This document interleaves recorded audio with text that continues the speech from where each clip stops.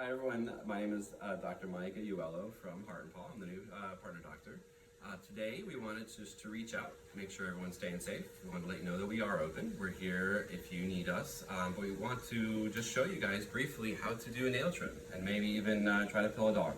So we are going to use our little friend Reagan here, and hopefully she will let us do this so we can show you. Okay, we have Reagan here. We're going to start off with trying to give her a pill. So I actually have, there's a bunch of different techniques for giving pills. It kind of depends on what kind of pill it is going to be, whether it's a capsule, whether it's a big pill, whether it's a chewable or a liquid. So I'm going to start off by giving a small little pill. It's actually wrapped up. I like to use these things called pill pockets. There's a lot of other different brands, varieties. You can use a meatball. But I like to cover the pill with something flavorful so it's actually easier to give. So what I like to do is like to first just hold my hands underneath their chin. I like to hold my other hand on top of their head. And I'm actually going to reach over to help hold the mouth open a little bit, and then take the pill and just reach down and then just literally shove it back. I actually like to push it back and see it doesn't cause any harm. She actually took that quite well. And she doesn't have the opportunity to actually chew on it and spit it right back out again. So that was covered in a pill pocket. If you use a meatball, something similar, it's gonna be just as easy. Peanut butter is great, but peanut butter is sticky, so if it's you really can't get it on your finger. If you try to push it back, it'll stick to your finger and probably come right back out again. So I find if your dog likes peanut butter, just put that like right on the bowl with the pill in it. Liquids, I don't have a dropper in front of me, but you actually wanna use a dropper right on the inside of the lip here. You literally just take the syringe or the dropper and just push it straight in and then squirt. You don't really want to go for the front here, because then they're just going to turn their head back and forth. So you want to use the dropper right through here. And then capsules are going to be the hardest. You might want to ask us, if it's from us or your doctor, if it's something that can be opened up. Big capsules, anytime you do a capsule, you want to follow that capsule with some water or with some food, because you don't want the capsule to get stuck. But hopefully that helps. Like I said, you really just want to reach over, take the pill, and just put it right back. Same for cats, same for big dogs. It's always helpful to have someone hold on to the dog if you need to. But if you need any help, just let us know.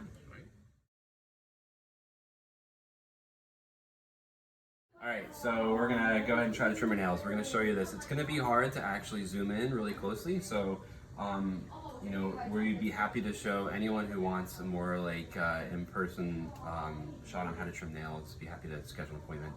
But what we're gonna do, first things first, is anytime you're gonna trim your dog's nails or your cat's nails at home, I recommend having a little bottle of some styptic powder like this. This brand's called Quick Stop. You can get it anywhere, PetSmart or Chewy or Amazon. It just helps to stop bleeding anytime you get too close. There's a variety of different types of nail trimmers. We have the tiny ones for cats. We got some bigger ones for dogs. I tend to like one of these bigger ones. They're just a little bit easier in the hands. But when you trim nails, you want to do it relatively slow. Try to give something you know, they like, something tasty like peanut butter, some kind of like little bits of cheese, just to kind of keep them distracted. And it helps to have someone to hold. So it's hard to do these by yourself. But what you do is, if you can get a little close here, some dogs have you know, semi-transparent nails where you can see a pink here. It's hard to see in the video. I apologize if it's blurry. But you really just want to take like 1 millimeter to 2 millimeters at a time.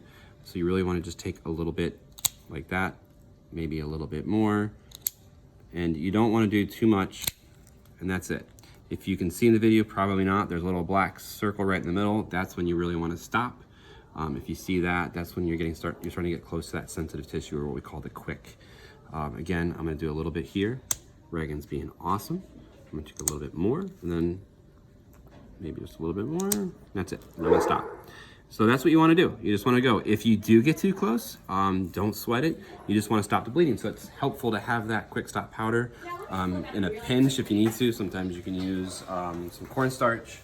But generally speaking, if you take 1 millimeter or 2 at a time, it's helpful. And it's also important to make sure that you walk them on hard surfaces like sidewalks, pavement, because that'll help wear it down a little bit, kind of like sandpaper. But yeah, you want to go through. Don't forget the dew claw that's on the inside. Not every dog has this dew claw, but it's easy to miss.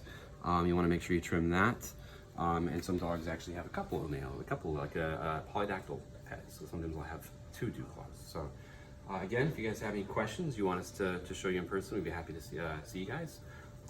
Like I said, we're here, we're open. If you have any questions, please don't hesitate to give us a call. All right.